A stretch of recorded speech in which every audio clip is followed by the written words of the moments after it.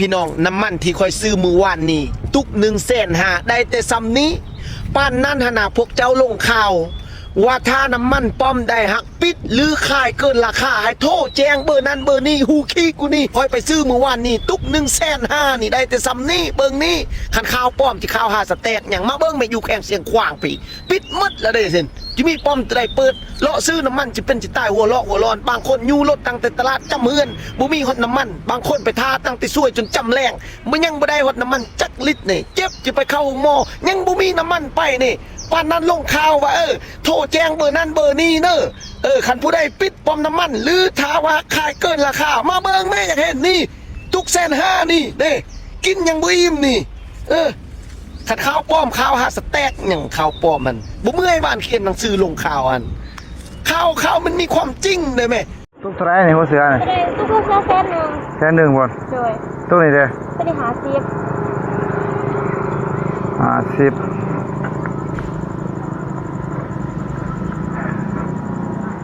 แบ่งกันเนาะ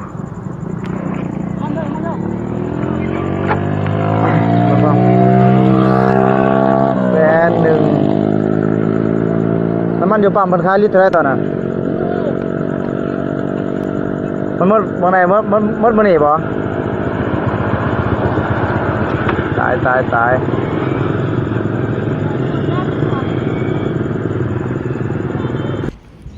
คอยว่าตุกละแสนว่าโหดแล้ว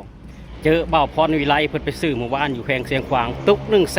150,000โอ้โหทุกคุณแสดงว่าน้ำมันลิตร150,000ทุกคนอยู่บ้านเจ้าลิตรเท่าไรต่อบ้านเจ้านะเนาะบ้านชุมเจ้าขายตุกเท่าไรยังมีขายอยู่บ้านชุมเจ้าเบาพรวิไลเพิ่นว่าตุกละ150,000แล้วทุกคนเนาะจังไดกะยาเด้อทุกคนเด้อจังไดกะยาอดใจรอตอนนี้นะรัฐบาลเพิ่นกำลังประสานงานกับทางการจีนตอนนี้กำลังส่งน้ำมันกำลังขนน้ำมันมาจากจีนมาประเทศลาวกำลังสีกระจายทุกๆแขวงน้ำมันอยู่สปปลาวจะบ่ขาดแคลนทุกคนจะบ่ขาดแคลนเพราะว่าตอนนี้ทางการจีนเพิ่นส่งน้ำมันมาให้แล้วเนาะเพิ่นส่งน้ำมันมาให้ผ่านรถไฟลาวจีนใจเย็นๆนะพี่น้องเด้อใจเย็นๆเนาะคอยเชื่อว่านี่มันคือจิตศาสตร์บริขาดแคนตัวจริงคือจิตศาสตร์สื่อทุกคนใจเย็นๆใจเย็นบางที่ก็150,000กีบเนาะตอนนี้ถือได้ว่าน้ำมันมองว่าไม่พอใช้นะฮะอย่าว่าแต่ประเทศลาวเลยเมื่อวานนี้ไปประเทศไทยก็บางเห็นปั๊มเขาก็ปิดน้ำมันปิดเหมือนกันครับน้ำมันหมดครับไม่ได้ปิดคือน้ำมันหมดส่งไม่ทันเนาะตอนนี้ถ้าเกิดว่าประเทศลาวเนาะที่เราเห็นเนาะตอนนี้ทุกคนก็กระตือรือร้นนะครับเพราะว่าน้ำมันคือเป็นสิ่งที่สำคัญในการที่จะเติมรถไปมาหาสู่กันนะฮะตอนนี้ทุกคนก็กังวลอย่างหนักมากนะฮะแต่ที่เราเห็นนะฮะขวดน้ำดื่มเนาะบางที่ก็เทไม่เต็มแล้วก็ยังหนุ่มลาวอยู่ที่แขวงเชียงขวางออกมาพูดความอัดอั้นตันใจเขาบอกว่าถ้าตรงไหนที่มีน้ำมันก็ให้โทรแจ้งได้เลยนะว่าน้ำมันขายเกินราคานี่150,000กีบได้มาเท่านี้เนาะก็เป็นภาพเหตุการณ์ที่เราเอามาให้ท่านผู้ชมได้เห็นว่า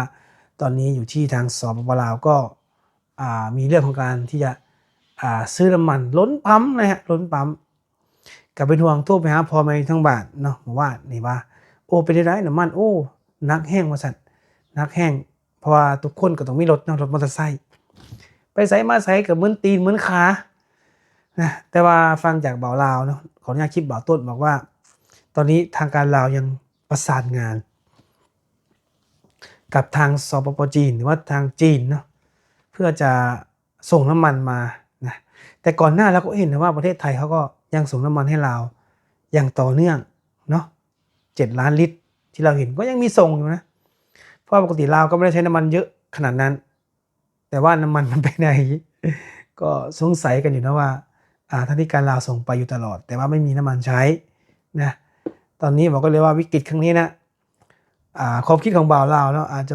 บอกกันเลยว่าคงจะย้อนไปเมื่อ50 ปีที่แล้วเนี่ยที่ฝั่งลาวอาจจะใช้วัวใช้ควายนะฮะบางคนก็บอกว่าเอ้าทำไมทีนี้ วัวควายก็ส่งลงฆ่าหมดแล้วจะเอาอะไรใช้ทีนี้โอตาท่านผู้ชมครับก็จากข่าวที่เราเห็นนะครับ ก็ตอนนี้ทางการจีนเขาก็ต้องมีการส่งน้ำมันมาที่ฝั่งลาวเพิ่มเติมนะครับเพื่อจะให้มีการใช้เนาะพ่อแม่พี่น้องก็อดเอาก็เด้อนะครับการใช้น้ำมันก็ทุกคนก็อย่างที่ละถึงเวลามันวิกฤตเนาะก็ทุกคนก็ต้องใช้อย่างประหยัดเนาะเพราะว่าการรณรงค์การใช้น้ำมันนี่เพราะว่าอยู่ไซเนาะเขาก็มีการรณรงค์เนาะเพราะว่าสิเป็นน้ำต้องประหยัดใช้อยู่ไทยเพื่อกับประหยัดใช้ตอนนี้ผมก็เรียกว่าทางการลาวก็ใช้วิธีการโดยการให้พนักงานเนาะอาจจะหมุนเวียนกันไปเฮ็ดงานเพื่อประหยัดในเชื้อเพลิงในการที่จะรอถาเพราะว่าเราเห็นชัดเจนว่าทางมีอิหร่านนะทางอิหร่านก็มีการต่อสู้กันนะฮะและการขนย้ายน้ำมันหรือว่าการเดินเรือก็เป็นไปด้วยความจำกัดนะแต่ว่าเราเห็นแว่วๆข่าวแว่วๆว่าทางการจีนเนี่ยยังมีน้ำมันผ่านมาได้โอ้โห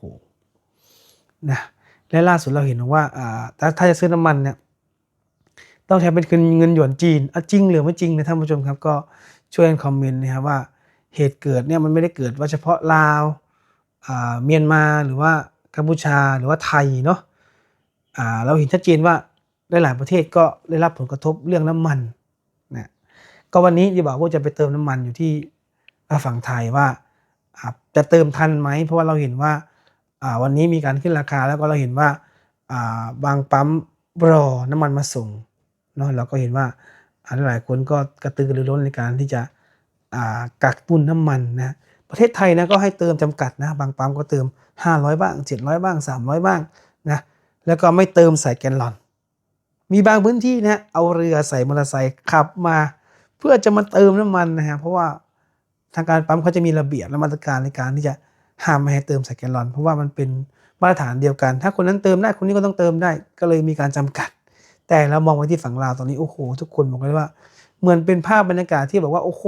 เกิดเหตุการณ์ครั้งนี้ได้ยังไงทุกคนมีเงินนะแต่ว่าไม่มีน้ำมันซื้อราคาไม่ว่าขอแค่ให้มีน้ำมันเนาะราคาตอนนี้บอกก็เลยว่าท่านผู้ชมเห็นไหมฮะแกลลอน